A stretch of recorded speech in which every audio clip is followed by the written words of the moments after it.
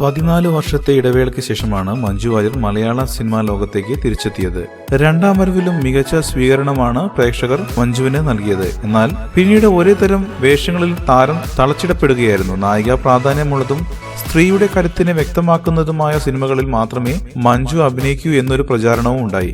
എന്നാൽ ഇത് താൻ ബോധപൂർവം ചെയ്യുന്നതല്ലെന്നും തന്നെ തേടി വരുന്ന കഥാപാത്രങ്ങളിലേറെയും അത്തരത്തിലുള്ളതാണെന്നും മഞ്ജു പറയുന്നു. ഇപ്പോൾ താൻ കേൾക്കുന്ന 90% തിരക്കഥകളിലും ഇത്തരം കഥാപാത്രങ്ങളാണ്. ഇത് മനസ്സിലാക്കി സ്ത്രീപക്ഷ സിനിമ എന്ന് പറഞ്ഞു വരുന്നവരെ ഒഴിവാക്കുകയാണ് ചെയ്യുന്നത്. തനിക്ക് തന്നെ ഇത് കേട്ട് മടുത്തുവെന്നും അപ്പോൾ പ്രേക്ഷകരുടെ അവസ്ഥ എന്താകുമെന്നും മഞ്ജു ഒരു അഭിമുഖത്തിൽ ചോദിക്കുന്നുണ്ട്.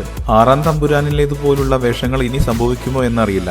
വ്യത്യസ്തമായ വേഷങ്ങൾ ചെയ്യാൻ തയ്യാറാണ്. ചില നായകന്മാരെ പോലെ എല്ലാ ചിത്രത്തിലും തനിക്കായിരിക്കണം ഏറ്റവും പ്രാധാന്യം എന്ന തോന്നലില്ല എന്നും താരം കൂട്ടിച്ചേർത്തു. കൂടുതൽ സിനിമാ വാർത്തകൾക്കും വിശേഷങ്ങൾക്കും ഇപ്പോൾ തന്നെ സബ്സ്ക്രൈബ് ചെയ്യൂ മലയാളം ക്രിയേഷൻസ്.